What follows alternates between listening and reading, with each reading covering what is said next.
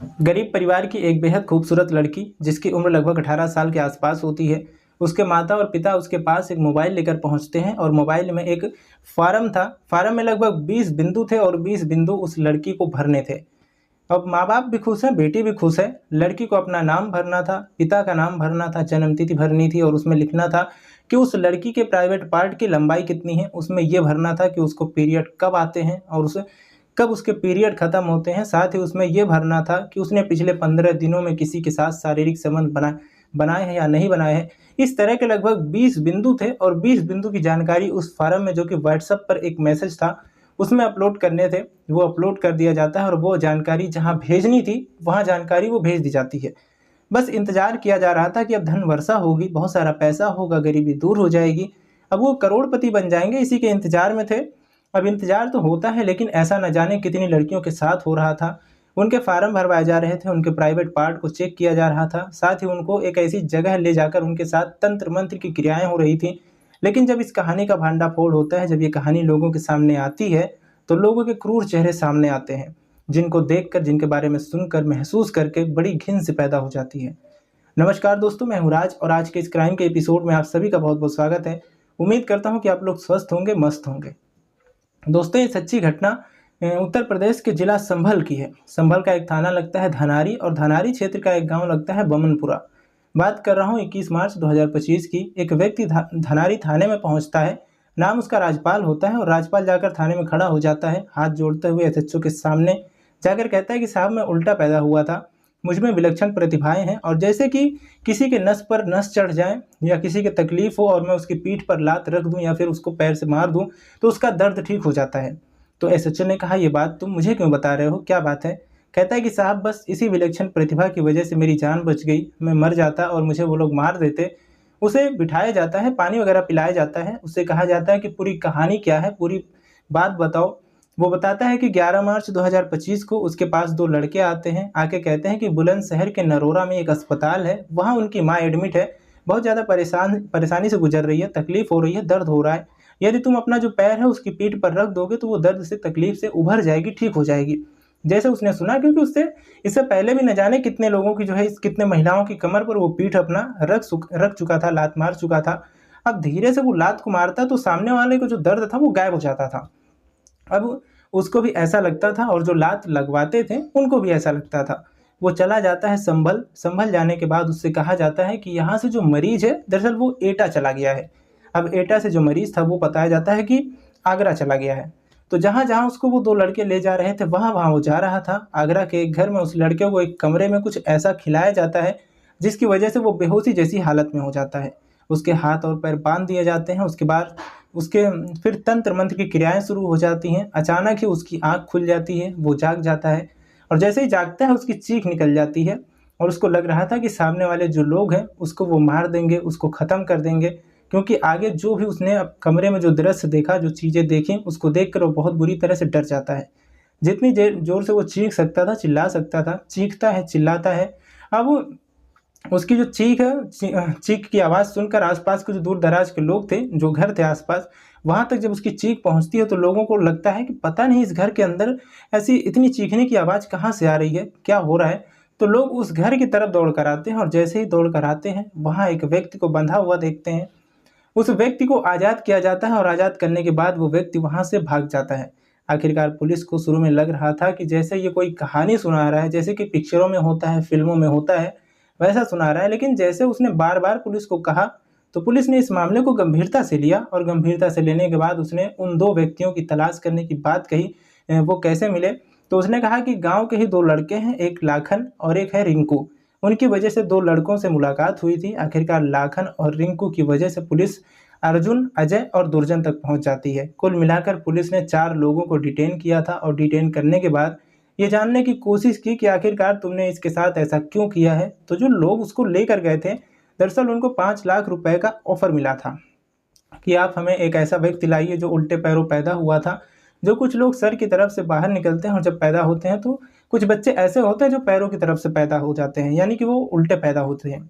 और वो उल्टा पैदा हुआ था और उनमें विलक्षण प्रतिभाएं होती हैं जो ऐसी वो लोगों का इलाज कर रहे थे। अब उसको नहीं पता था कि वो इलाज के बहाने उसको लेकर जा रहे हैं और उसकी शायद बलि देने की तैयारी चल रही थी। लेकिन उसकी जान बच जाती है। पुलिस अब इस मामले की जांच पड़ताल करती है और जांच पड़ताल करने के बाद ये जानने की कोशिश कर रही थी कि आखिरकार पूरा माजरा, पूरा मामला क्या है।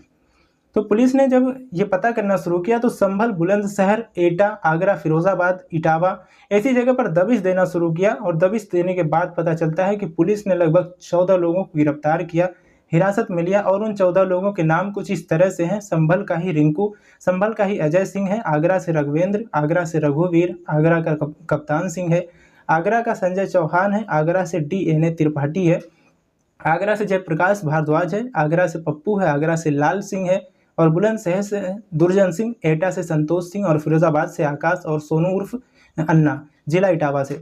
इस तरह से 14 लोगों की लिस्ट जब सामने आती है, उनको गिरफ्तार किया जाता है, उन्हें पकड़ा जाता है, उनसे पूछताछ की जाती है, तब कुछ चौंकाने वाली बात सामने आती है। और कुछ चौंकाने वाली बात इस तरह से होती है कि उसमें ग्रुप बने हुए थे, एक कम पढ़े लिखे लोगों का और एक ज़्यादा पढ़े लिखे लोगों का। उनका ग्रुप था, जो कम पढ़े लिखे लोग थे वो गांव-गांव जाते हैं और गांव-गांव जाने के बाद घूमते थे। जैसे कि एक बैरागी होते हैं, वो अचानक ही कोई व्यक्ति मिल जाए, खासकर सुंदर अगर लड़की दिखाई दे, तो सुंदर लड़की के देखने के बाद वो ये पता चल जाए कि वो गरीब स्थिति में है, तो उसको उसके माता पिता से ज़रूर संपर्क किया जा सकता है।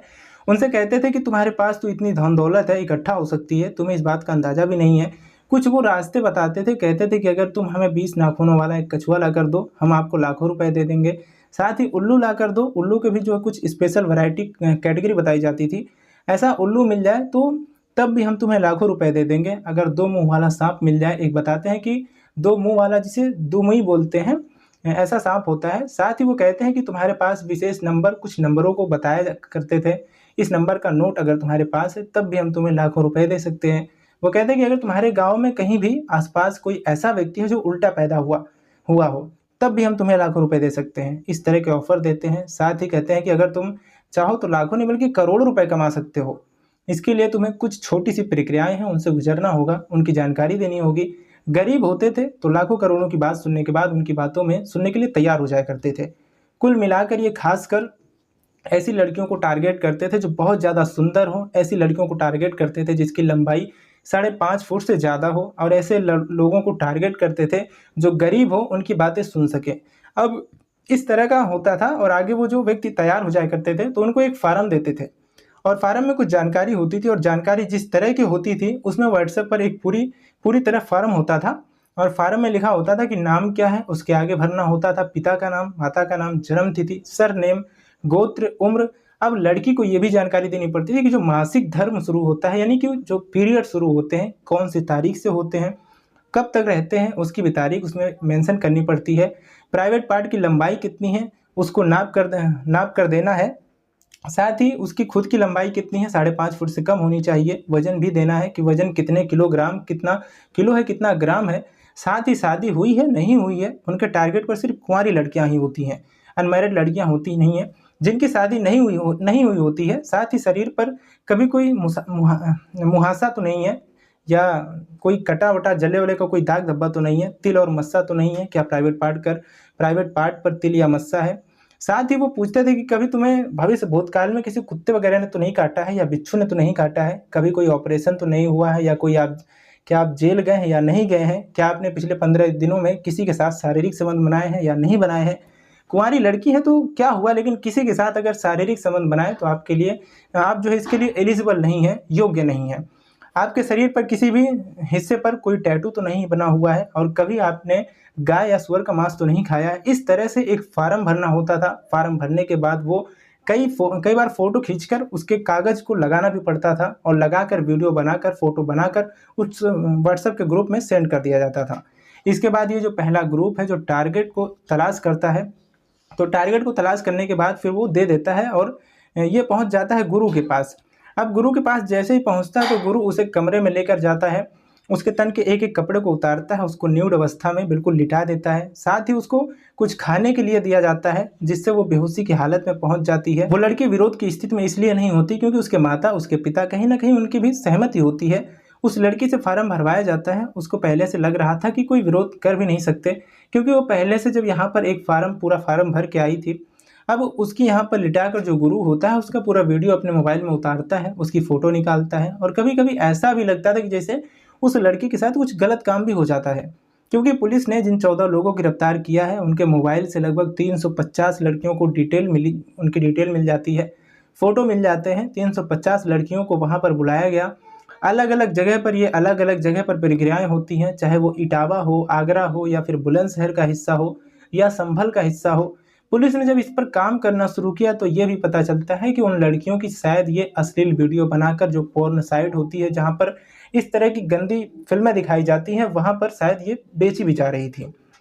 हालाँकि पुलिस की जाँच का विषय है, लेकिन ये पता चलता है कि पिछले 7 या 8 साल से लगातार इसी तरह का ये काम चल रहा था और न जाने कितनी लड़कियों को इन्होंने इस बीच में निशाना बनाया होगा, न जाने कितनी लड़कियों के साथ इन्होंने इस तरह की गंदी और घिनौनी हरकतें की होंगी। गरीब लोग थे और गरीब लोग कभी विरोध नहीं कर पाते। हालाँकि पुलिस प्रशासन ने जब इस घटनाक्रम का खुलासा किया तो लोगों से अपील की कि अगर किसी भी बहन, किसी भी बेटी के साथ ये जो किसी भी परिवार में किसी के साथ ऐसा हुआ है तो वो सामने आए, ताकि हम आरोपियों के खिलाफ कड़ी से कड़ी कार्रवाई कर सकें। आपको हैरानी भी इस पर होगी, क्योंकि एक आगरा के संजय चौहान है जो कि पतंजलि के स्टोर चलाता है। रघुवेंद्र है जो कि माइक्रो बायोलॉजी से उसने बीएससी किया है। रघुवीर सिंह है जो कि फिरोजाबाद का रहने वाला है, वो स्टेशन मास्टर है और वो नारियल पर बैठकर कुछ इस तरह से घूमता है, ऐसा लगता है जैसे कि कोई जादूगरी कर रहा हो, कोई तंत्र मंत्र कर रहा हो। पुलिस पर एक पहलू तो जांच पड़ताल कर रही है। जब ये अपना काम करते थे तो उन्होंने 3 कैटेगरी में बनाया हुआ था। एक नाम दिया होता है कारीगर टीम, एक का नाम दिया होता है मीडिया और एक का नाम दिया था आर्टिकल। यानी कि जो कारीगर है वो तंत्र मंत्र करेगी, मीडिया जो कि फंसा कर लोगों को, महिलाओं को, बच्चों को लेकर आएगी। जो कछुआ या फिर सांप, इस तरह की जो चीज़ें हैं वो किसी भी चीज़ में वो हाथ आजमा सकते हैं। साथ ही आर्टिकल का काम होता है कि लड़कियां, और हमेशा एक ही बात कही जाती है कि लड़की कुंवारी होनी चाहिए, सुंदर होनी चाहिए, 5.5 फुट से उसकी लंबाई ज़्यादा होनी चाहिए। इस तरह के वो कुछ टारगेट फिक्स होते थे। और जब पुलिस ने इस घटनाक्रम का खुलासा किया तो इस गिरोह का नाम था धनवर्षा गिरोह। ये लोगों के पास जाते थे, उन्हें प्रलोभन देते थे कि जब ये काम हो जाएगा, अगर एक भी जानकारी आपने गलत भरी, एक भी जानकारी के बारे में कुछ ऐसा गलत बताया, जैसे किसी लड़की ने किसी के साथ शारीरिक संबंध बना लिया है और वहाँ उसने मेंशन नहीं किया, तो बाद में वो कोई ना कोई बहाना करके ये टाल दिया करते थे कि तुम्हारी बेटी ने किसी के साथ संबंध बनाए होंगे, इसीलिए ये प्रक्रिया जो है पूरी नहीं हो पाई, इसीलिए हम आपको पैसे नहीं दे पा रहे हैं। फिलहाल पुलिस जब चार्जशीट लगाएगी तो बहुत सारी चीज़ें निकल के सामने आएंगी, अदालत पहुँचेंगे और जो लोग गिरफ्तार हुए हैं उनका पर्दाफाश होगा। लेकिन उन्होंने जिस तरह से गरीबी का मजाक बनाते हुए उन लड़कियों को उनके माता पिता के साथ छल किया है, वो वाकई अपने आप में बहुत भयानक है, जिसको सोचकर भी घिन आती है कि ऐसी बच्चियों के साथ जो गरीब हैं, जो विरोध भी नहीं कर पाए और पता ही नहीं न जाने किस किस के साथ क्या क्या हुआ होगा। हालांकि पुलिस पर हर पहलू पर विचार कर रही है, जांच कर रही है। दोस्तों, इस पूरे घटनाक्रम को सुनाने का उद्देश्य किसी को परेशान करना नहीं है, किसी का दिल दुखाना नहीं है, बल्कि आपको जागरूक करना है, आपको सचेत करना है। और जिस तरह से बमनपुरी के राज्यपाल ने हिम्मत जुटाई और जाकर पुलिस स्टेशन में एसएचओ से एफआईआर दर्ज करवाई थी, शिकायत दर्ज कराई थी और पुलिस ने इस मामले को गंभीरता से लिया होता, काश किसी लड़की के माँ बाप ने ये हिम्मत जुटाई होती, न जाने कितनी लड़कियों के साथ जो ये सब हुआ होगा वो कभी नहीं होता।